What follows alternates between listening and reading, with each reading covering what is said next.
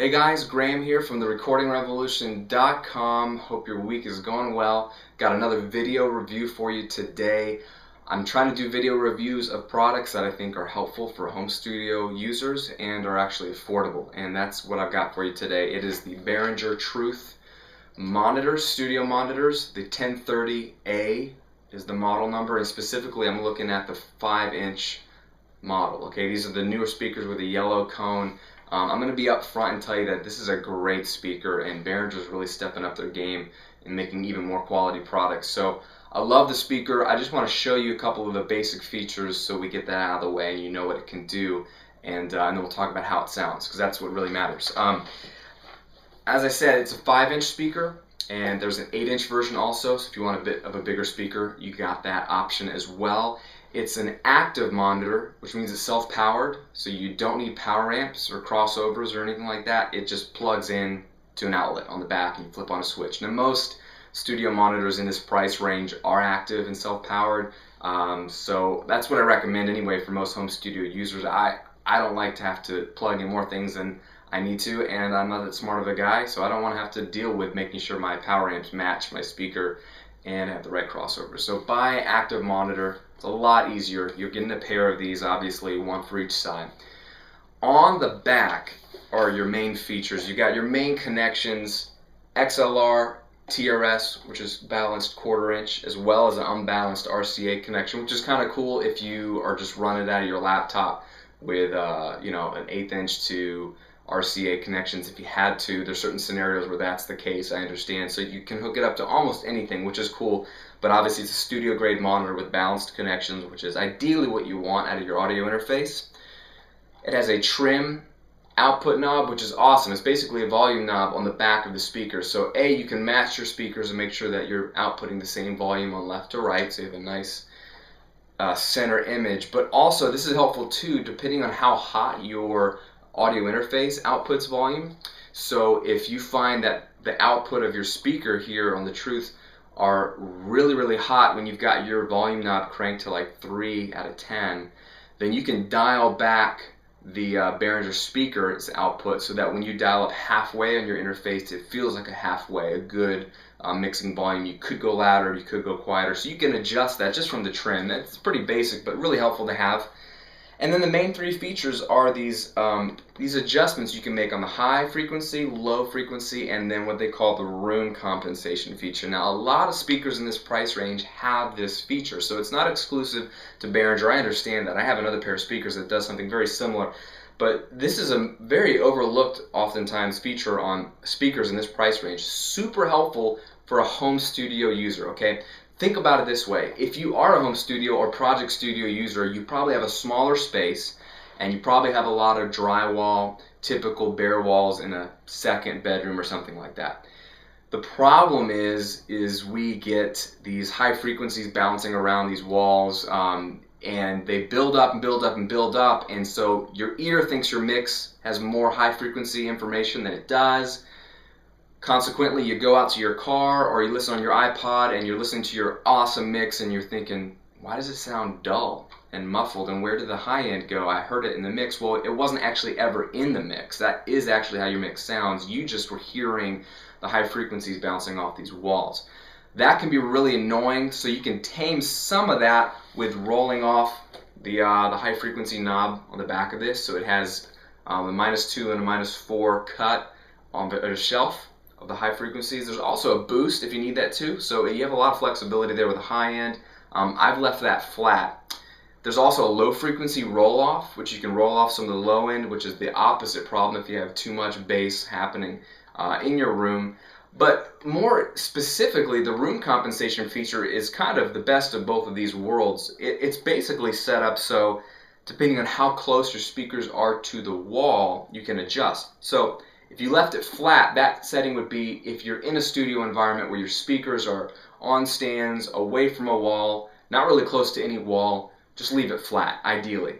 Most of us don't have that luxury. Most of us have pushed a desk at least to some wall. We're not sitting in the middle of a room, and so our speakers are going to be inherently close to walls. Even my speakers, you can see on that side, I'm still close to a wall. Granted, I've treated this room and granted they're on stands and they're a little further away from the wall, I still get buildup on the walls, because this is the problem with walls and with corners specifically, is that low frequency stuff builds up in a corner or in a wall, and it does the opposite of what the high frequency stuff does. It makes you feel like you got a lot of bass happening, but it's not really in your mix, it's just in your room. So with a couple of switches, you can basically dial back your speaker to be, you know, custom tailored to your room, depending on if you have to have your speakers in front of a wall or, God forbid, in a corner, which is the worst. You can still dial it back, and the manual tells you what setting is best for corners versus walls. So super helpful features on the back.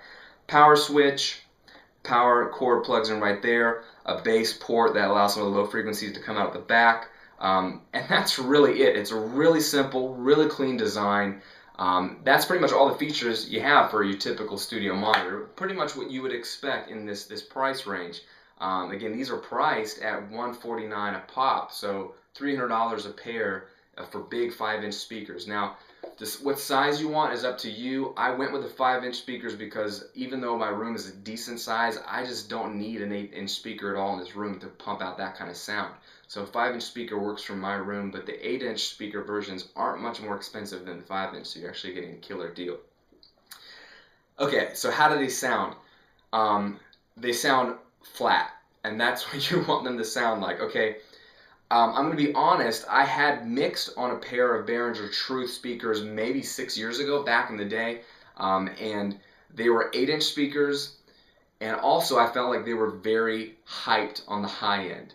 And what that did was, like I mentioned earlier, it made me actually deliver dull mixes. Now, it's my fault to mix that way, but I was delivering dull mixes. But almost worse was the high frequency hype to make things sound exciting.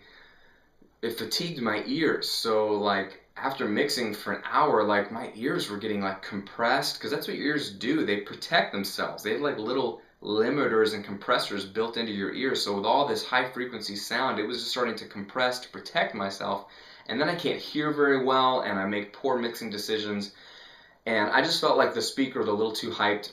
I haven't used them for years. Then I see that Behringer comes out with the new model of the Truths, and all the reviews and people talking about them, and at least the press release on the speakers looked really promising, and I wanted to give them another shot because Behringer's making some great products, and they're really affordable, and I feel like they're part of this recording revolution. So I said, let me at least try them out. I got a pair of these, and what I did recently is I mixed a live album through them, just finished up a couple weeks ago, and that was my first full mixing project with these speakers, and I have to say it was a breeze. They are not hyped at all. That high end that I experienced on the old Behringer speakers isn't there. It's just really flat, really clear, not fatiguing on my ears at all. So for me personally, this was a much better speaker than what I used to have in the Behringer model back in the day. They make the speaker cone out of Kevlar, the yellow speaker is out of Kevlar, and I don't know if it's the materials they're using or the actual speaker cones. And I know Behringer makes their own speakers in their own factories, where a lot of speaker companies, they'll make the speaker, then they'll make the cabinet, buy actual speakers from another company, put them together. Behringer makes everything themselves, which is kind of cool. And I think they just redid their whole speaker technology and decided to start from the ground up.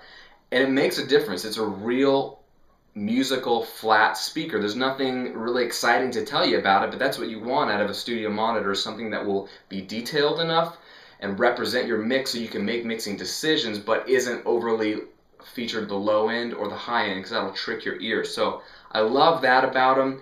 I think they look cool, and I like the yellow. I know people say, hey, they're kind of copying KRK with their whole yellow cone thing. I actually talked to a rep at Behringer at a recent trade show, and he's mentioning that people are complaining, hey, aren't you just copying KRK? He says that the Kevlar only comes in yellows. That's what they went with.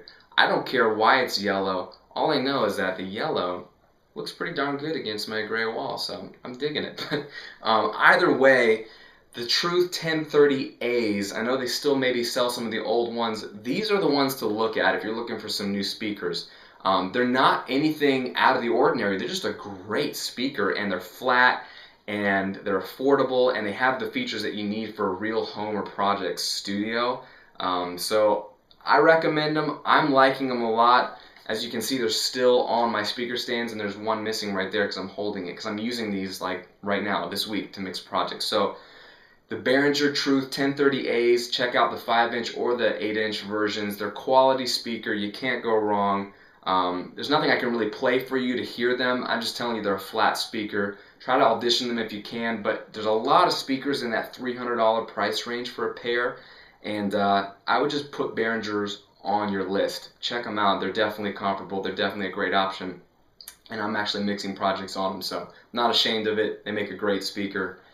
Check it out. This is Graham at therecordingrevolution.com. Again, trying to get you helpful reviews. If you have any questions about this speaker, if I can help answer them, I will. Leave a comment here on the video or on the post on the blog.